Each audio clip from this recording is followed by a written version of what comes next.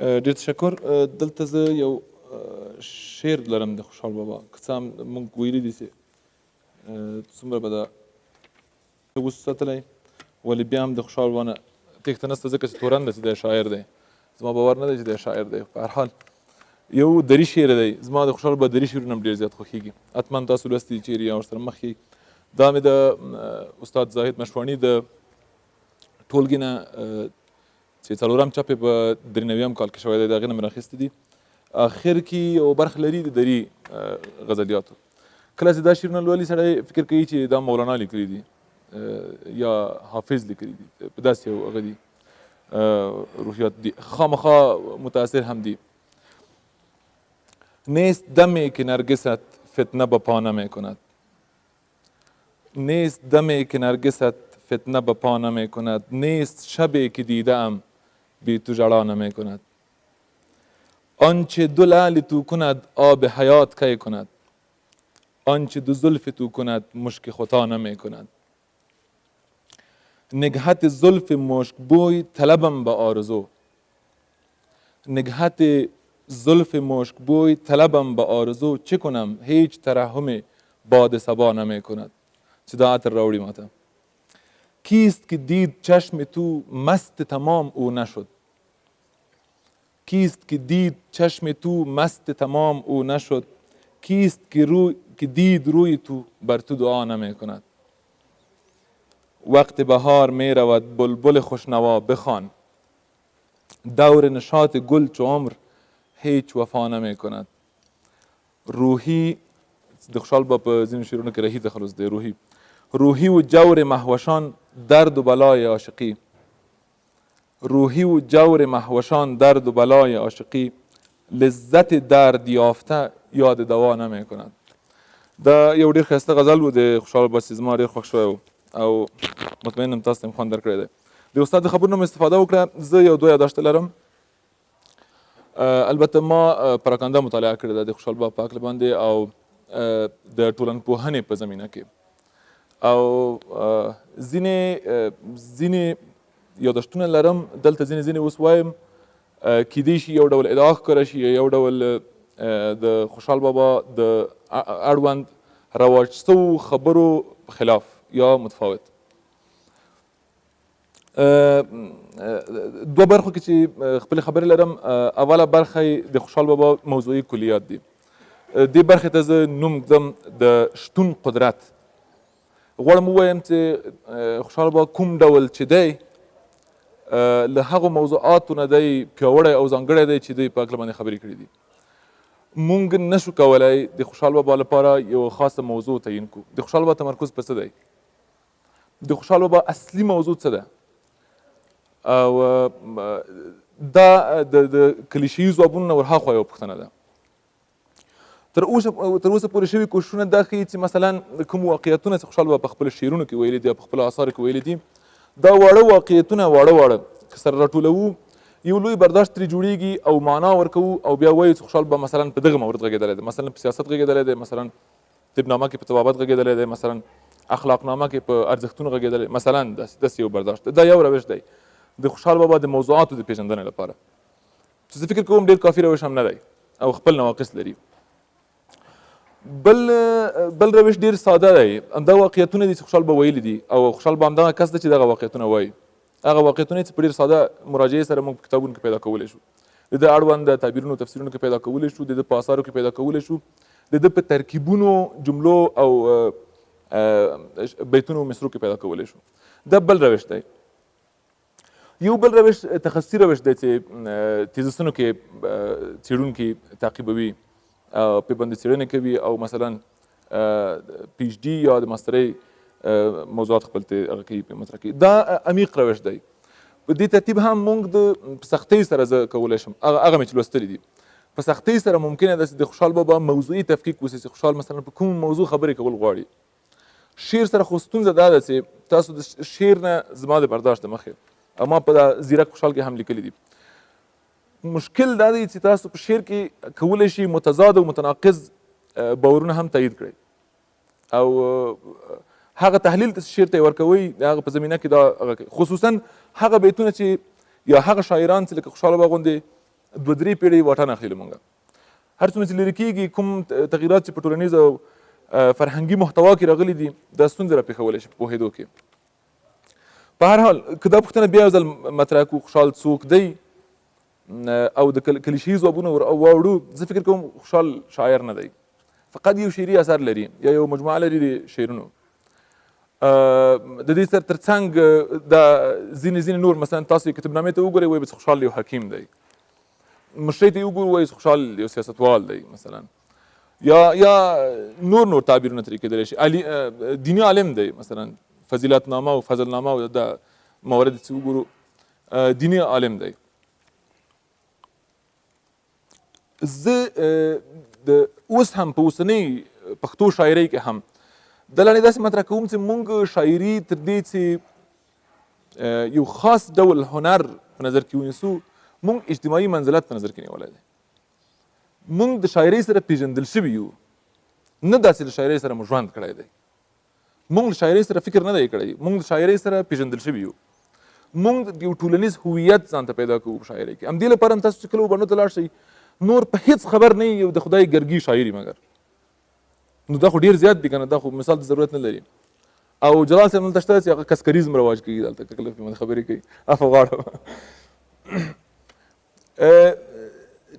له همغه وخت را دې خوا ته کوم موډل لرو چې موږ د هغه موډل سره خوشحال معرفي کوو، ووایو خوشحال مثلا دغسې یو څوک دی، هغه صفتونه چې د ده اړوند لږ تر لږه د ده د عملي ژوند ته په کتو، تاریخ ته په کتو مطرح کولی شو، هغه په کوم موډل او کوم بیلګې کې ویلی شو چې مثلا خوشحال داسې یو څوک دی، خوشحال حکیم دی مثلا. زه ګمان کوم په دغه برخه کې چې دا خبرې دي زما د خوشحال توانایي او وړتیا دومره ډېره ده چې په دې موضوعاتو کې نه محدود کېږي او نه ویل کېږي چې تاسو ووایئ چې خوشحال څوک دی. په پر کار خپرونه کې یو ځل د هغه پوښتنه کړې وه، د نیچه اړوند وه، د داریوش اشورین پوښتنه وکړه چې د نیچه اصلي موضوع څه ده؟ هغه وویل چې اخلاق. نیچه اصلي موضوع اخلاق یعنې انساني ارزښتونه.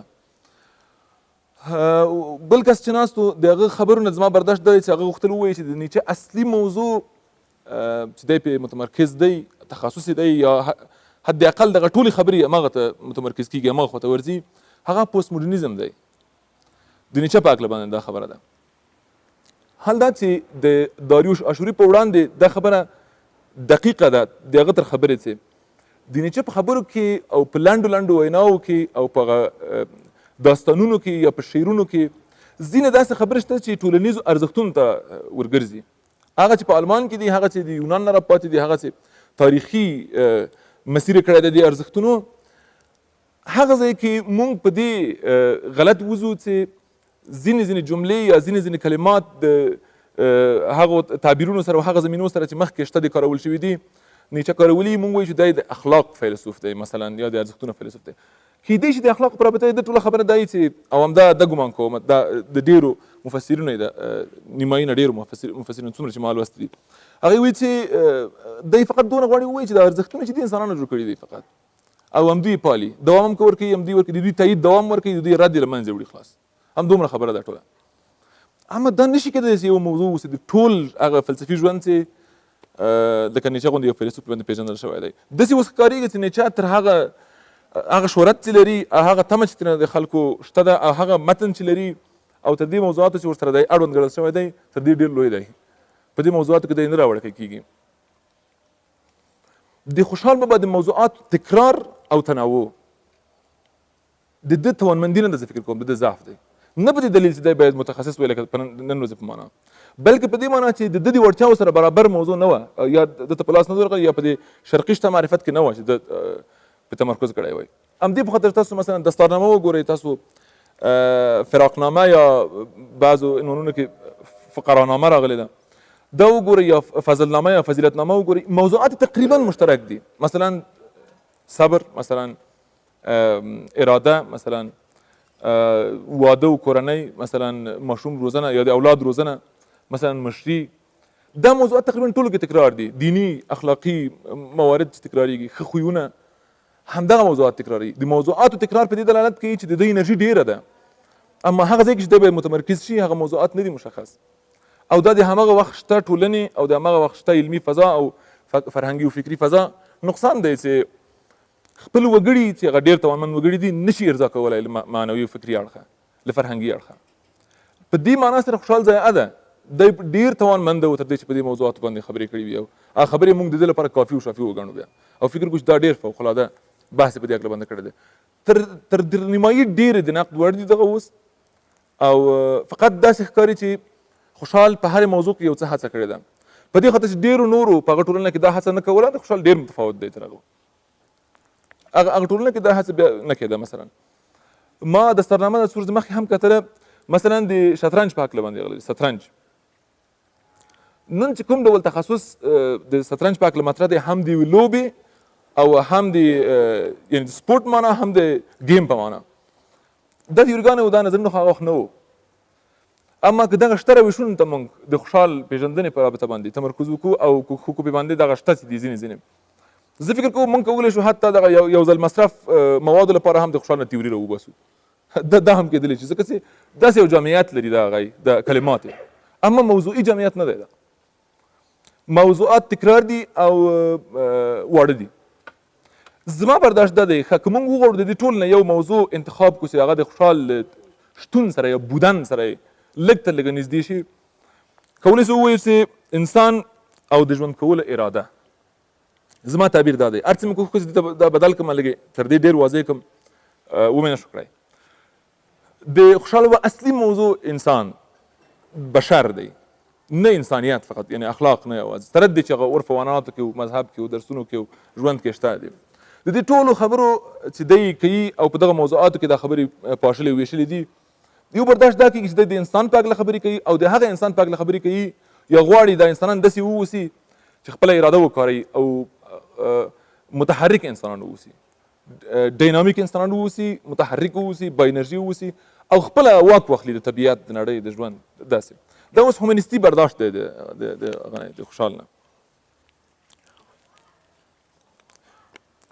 د خوشحال به کلي موضوعات زما په نظر نه دي تشخیص شوي او زه د دغه ډول پېژندنې سره چې خوشحال موږ ته معرفي شوی دی چې خوشحال یو شاعر دی زه فکر کوم دغه عمومي توافق چې په دې هکله باندې موجود دی او دغه عمومي باورونه چې په ټولنه کې د دې په رابطه شته ده مونږ یو ډېر هغه ځای کې درولي یو ډېر ضعیفېدونکي موقف کې درولي یو مونږ د خوشحال بابا په هکله باندې نوې پوښتنې حتی نشو مطرح کولی ځکه چې ټول شیان ویل شوي دي ټول حل شوي دي داسې موږ ته ښکاري دوی باورونو ډېر لوی سد جوړ کړی دی په دې منځ کې اول خو په دې پښتون ټولنه کې چې چا نه بابا جوړ شو بیا ترې څوک پوښتنه نشي کولی دا باباتوب په خپله د دې لپاره ډېر یو لوی هغه دی محور دی هلته نو هر څه چې دی وایي باید ومنل شي او د ده نظرونه بیخي د هغه وړ دي د تایید وړ دي د تایید وړ په داسې ټولنه کې دا معنا ورکوي چې لوستل یې پکار نه دي پوهېدل یې پکار نه دي ولې سم دي یعنې باور کول پرې باندې پکار دي ورسره تعامل نه نو که نه خو دا خو معلومه خبره ده څومره کسان پوهېږي په خوشحال باندې سره داسې ټول وایي چې سمه خبره کوي یعنې موږ داسې فکر کوو چې بیا زموږ د دې ټولنې یو فرد او دا ټول وګړي په باورونو کې سره مساوي دي ځکه اړتیا نه لري چې تفاوت احساس کړي یا تفاوت مطالعه کړي یا ولولي چې مثلا دا کېدای شي دلته نورې خبرې وي چې ما نه دي لوستي یا پرې زه نه پوهېږم مثلا زما هم وخت پوره کېدو کې دی یو بله برخه هغه قسمت مې اخري جمله دا ده چې خوشحال چې شته دی تر ټولو هغه موضوعاتو لوړ دی یا قوي دی د دې مطلب مې د دې کلماتو نه هغه تقدس نه دی تر ټولو هغو شته موضوعاتو چې دی په باندې غږېدلی یا لږ ته لږه تعبیر شوی تفسیر شوی دی تر هغو ډېر پیاوړی او توانمند دی که تخصص وایي په دغه معنا چې نن دی کېدای شي ډېر فوق العاده نظرونه یې درلودی. بله خبره مې هغه شته تناقض او پاراډاکس ته اشاره ده چې په عرفي او عنعنوي ژوند کې تر اوسه پورې په پښتني ټولنه کې شته موږ د یو ډېر جالب یو نه بلکې ډېرو زیاتو تناقضاتو سره ژوند کوو په ټوله نړۍ کې انسانان د تناقضاتو سره ژوند کوي خپله بعضې فلسفې کې وایي چې اصلا خپله عمل او نظر په خپله تناقض دی ډېر وخت موږ هغه څه چې پوهېږو هغه څه چې کوو دا سره هېڅ توافق نه لري هېڅ برابرېږي نه سره او څلور پنځه ډوله منطقونو کې دا هغه وړ دي تایید وړ دي منل شوي دي ځینو کې حقیقي ګڼي ځینو کې مجازي ګڼي ځینو کې ساده ګڼي ځینو کې تاریخي ګڼي خو په هر حال شته دی تناقض شته دی هغه تناقض چې زموږ په عنعنوي اړیکو کې یا عنعنوي بڼه کې د ژوند منځته راځي او شته دي یو د هغو نه دا دی چې موږ د اخلاقو او د خوند دا تناقض نشو حل کولی. اخلاق مثلا زموږ د عرف او زموږ د مذهب او زموږ د ایډیولوژۍ او زموږ د باور نه منځته راځي او یو بل تکمیلوي او شته دي حاکم دي، موږ یې توصیه کوو، سپارښتنې کوو او خپله باندې عمل کوو. د دې اخلاقو ترمنځ ټولنیزه ژمنه لري زموږ سره، ټولنیز قرارداد کې واقع یاستو، د ټولنې سره مو دا ژمنه کړې چې دا ترسره کوو یا ټولنې موږ باندې منل ده چې دا به کوئ. دا ارزښتونه عموما د دوی سره په فردي برخه کې د غوښتنې هغه شخصي یا فردي غوښتنو ترمنځ همغږي نشته. موږ په همدې خاطر تر نن ورځې پورې هم ډېر داسې بېلګې لرو چې دا نشي کېدلی استثنا واوسي. دا هماغه تناقض دی چې ټولنې سره موږ کوم ژمنې کړي دي په عمومي او ټولنیزه فضا کې په فردي لحاظ باندې هغه ژمنې ماتوو ځکه چې نه کېږي ترسره شي. هغه ډېر لرو دغسې، یعنې موږ ته کېدای شي اوس یو دوه کسه مثالونه ووایم دا به هغه ښکاره شي، فکر به وکړو چې دا استثنا دي. موږ ډېر هغه کسان چې کاملا مو یو ډول ګڼلي دي وروسته کې بل ډول ثابت شوي دي. مثلا موږ کتل دي چې یو څوک چې 40 کاله په دیني منبر کې خبرې کړي دي او خلک یې هغه ته راغوښتي دي، اخلاقو ته او مثلا حیا ته خپله یې بیا تېری کړی یو ځای. د دې دا خو هماغه تناقض دی که نه، هماغه تناقض دی چې خپلو اړتیاوو ته رسیدګي دی یو طرف کړی وي، ټولنیز اخلاقو سره چې قرارداد دی هغه یې بل ډول کړی وي، دی خامخا یو ځای کې پاتې راځي. دا د فرد نقص نه دی، موږ فرد ته نسو راجع کولی، دا د ټولنې مسله ده. په دې ټولنه کې همداسې شته دي. موږ ټول که د دې ټولنې ټول هغه شی چې دا ټولنه موږ ته راکوي تر پایه پورې واخلو هم لکه خوشحال غوندې د تناقضونه نشي خلاصېدلی. زه غواړم ووایم خوشحال د خپل ټولنې ټول هغه څه چې یو فرد نه غوښتل کېدل د ټولنې لخوا هغه یې ټول زده کړي وو یا یې اخیستي وو، د یو فرد په توګه ټول د ټولنې غوښتنې یې اخیستې وې ځکه چې شرایط ورته برابر وو، دی همغه ځانګړي منزلت او مقام کې وو چې دا یې کولی شول. او هم سایکولوژیک مطالعه د دې کېدلی شي او شوې ده فکر کوم ځینو بحثونو کې، هم اجتماعي او فرهنګي. ولې سره د دې چې مثلا د ټولنې د ټولې شته محتوا اخذ کړی دی بیا هم په بنبست کې ژوند کوي، داسې یو ځای کې ژوند کوي چې ځینو ځایو کې سپارښتنې کوي، ځینو ځایو کې لارښوونې کوي، ځینو ځایو کې نصیحتونه کوي. همغه نصیحتونه باندې بیرته بیا وروسته په ځینو ځایو کې شته چې ترې سرغړونه لري، ترې تښتېدنه لري، ماتونه یې لري. مثلا اعترافات چې تاسو یو ځای کې په هغو کې وګورئ په د بیتونو مصرو کې اعترافات، کوم ډول اعتراف چې د ګناه کوي دی چې ما کوم ګناهونه وکړل، دا څرګند د دغه ټولنیزو اخلاقو او هماغه قراردادونو په خلاف دی چې دی لري. ولې دلته دی په دې موقف کې دی چې زه یو فرد یم، یو وګړی یم او په دې خاطر چې زه خپله بدني وجودي غریزي یا فردي اړتیاوې لرم دې ته باید ورسېږم. او عین محال کې بیا اوس موږ متوجه کېږو چې دغه فردي غوښتنو ته رسېدل د ټولنیزو ځینو ژمنو ماتېدنه ده او دا د خوشحال بابا په ژوند کې ډېر زیات شته دي او شوي دي.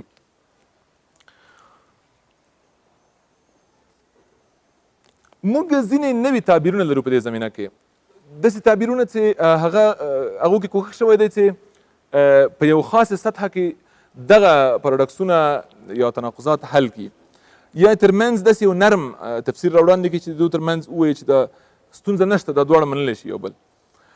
اما د هغو ډېر تمرکز هم په همدې موضوعاتو باندې د یو فیلسوف، د یو لیکوال، د یو مفکر ډېر تمرکز هم په همدې باندې شک راپاروي.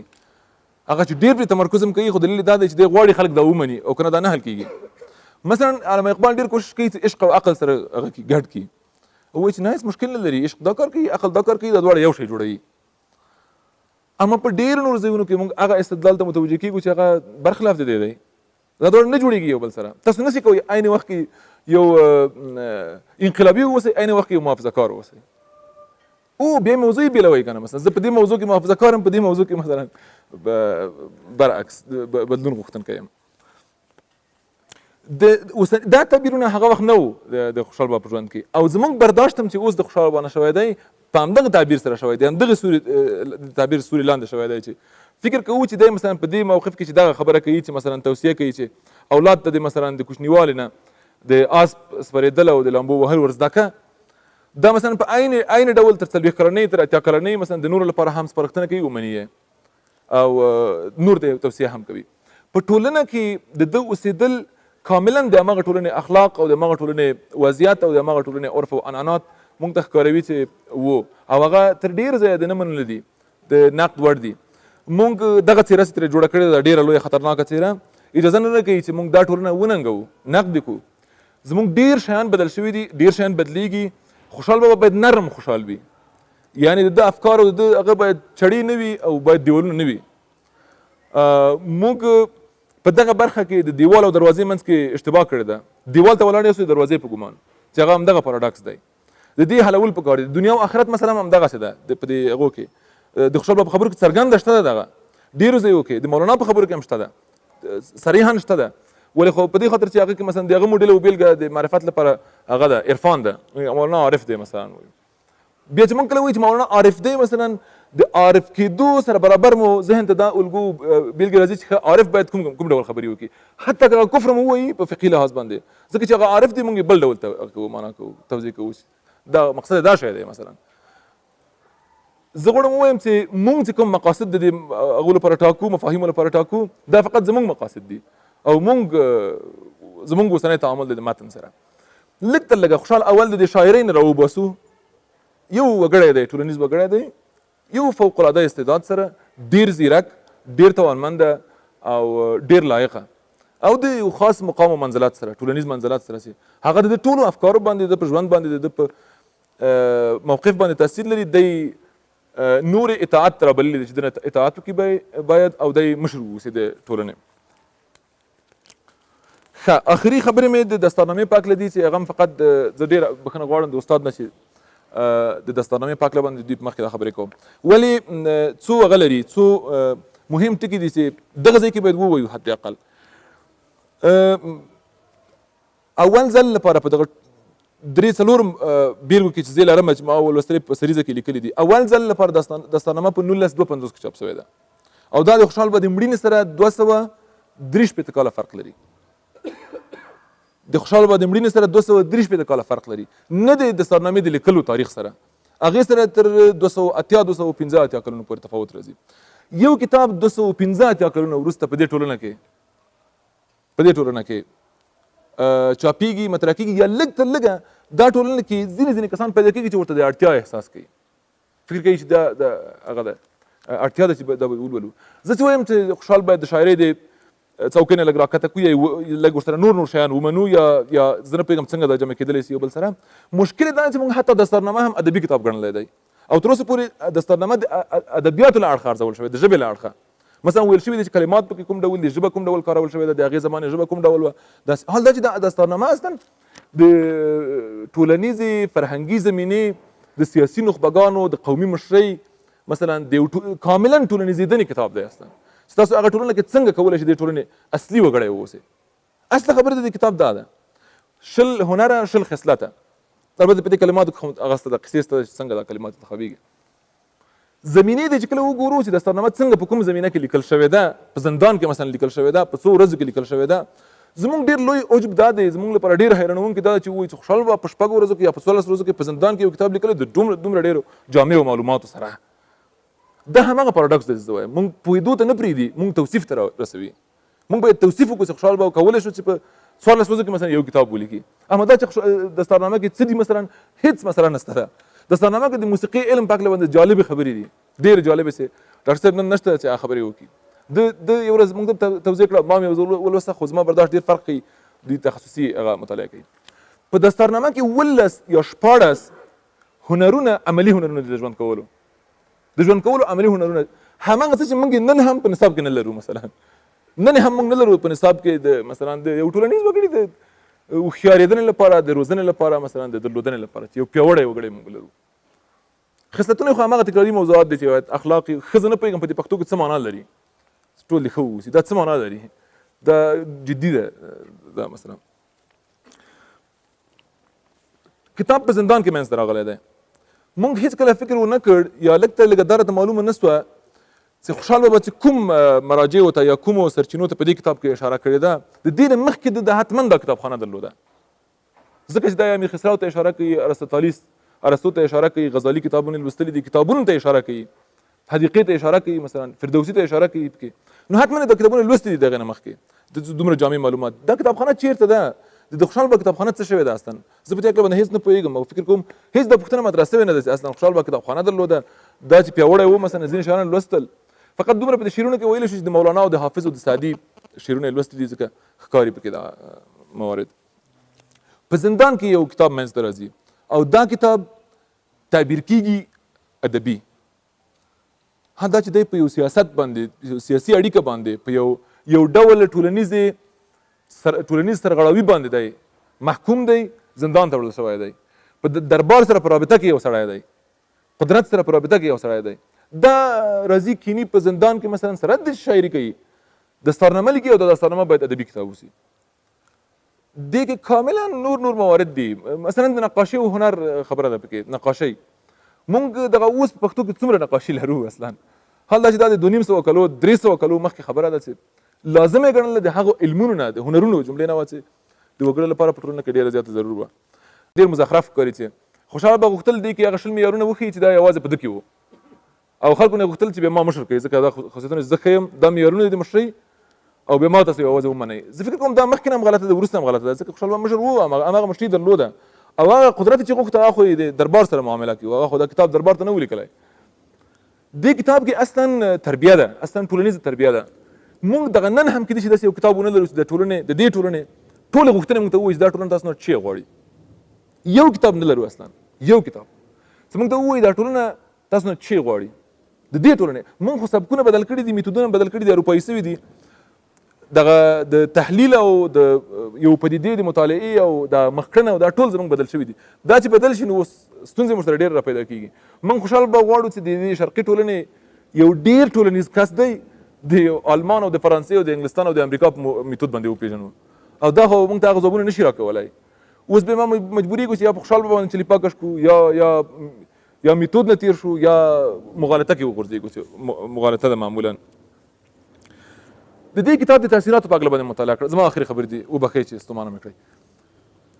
د دې کتاب د تاثیراتو په هکله باندې ډاکټر حکیم شاه خټک که زه غلط نه کوم عبدالحکیم خټک داسې څوک دی چې دستارنامه د آخري ځل لپاره په دغه کلونو کې د ده په تصحیح بیا چاپ شوې ده، البته په د نابغه خوشحال سیمینار کې هم اړوند چاپ شوې ده. د ده د هغه د مخې د ده د تحلیل د مخې او د ده د تحقیق د مخې چې دی وایي زه څېړنکار یم د دې موضوع، د ده تحقیق د مخې دستارنامې یوازې د خوشحال بابا په اولادونو باندې تاثیر درلودلی او په لمسیانو باندې، ځکه هلته د اشرف هجري نوم اخلي، هلته د عبدالقادر خټک نوم اخلي. د دغو کسانو په هغه باندې تاثیر درلودلی، په نثر لیکنه باندې تاثیر درلودلی دی او په لیکلو باندې تاثیر درلودلی دی او هغوی لیکلي دي د هغې نه وروسته او هغه لیکنې هم چې تاسو ولولئ د بابا ستاینې دي ټولې، مثلا دا دستارنامه ډېر ښه کتاب دی چې لیکلی دی، د دې وراخواته پکې نور شی نشته خاص. یا د کاظم خان شیدا او علي خان په هکله باندې راغلی دی چې مثلا دوی ترې ډېر متاثر وو. اما دا کتاب فوق العاده ټولنیز کتاب دی او ټولنه باید ترې متاثره وای. دا کتاب متاسفانه ټولنه ته ښه نه دی راغلی یا ټولنه ورته منتظره نه وه یا دغه ډول برداشت چې ما په پیل کې وویلې چې موږ د خوشحال بابا په هکله لرو، دا برداشت هغه مغالطې ته او پاراډاکس ته موږ بیایو چې موږ له یو خوا نه هېڅ نه پوهېږو، له بل خوا نه فکر کوو چې کفایت کوي. له بل خوا نه فکر کوو چې کفایت کوي. موږ هېڅ دستارنامه نه ده لوستې، موږ نه یو پوه سوي چې خوشحال بابا څه غواړي څه وایي، فقط په کلیاتو کې وایي چې ډېر یو ښه شاعر دی. زما خبرې پای ته ورسېدې، تاسو ټولو ډېره مننه کوم او یو څو بیتونه هم وایم که اجازه وي. بیا دوستان راځي خپل شعرونه وایي. دا هم د خوشحال بابا د غزل یو غزل دی، یاداشت مې کړ. البته هغه بیتونه چې ډېر مشهور سوي دي چې هغه شته، هغه خو شته، زه فکر کوم دا هم ډېر جالب او ډېر ښایسته دی. غم او درد ویره د سر د زړه آشوب، دا همه واړه پیدا که عاشقتوب. موږ وایو مینتوب زړورتیا راوړي، خوشحال به وایي ویره راوړي. غم او درد ویره د سر د زړه آشوب، دا همه واړه پیدا که عاشقتوب. وایي ته په چا مین یې راته وایه، وایي ته په چا مین یې راته وایه، بې له تا له نورو مینو توبه توب. خوږې شونډې دې په تن آب حیات دي، نوم یې شته خو لا پرې نه دي څوک خړوب. واړه شونډې په لذت سره یو نه دي، څوک حلوا دي د نباتو څوک اتوب.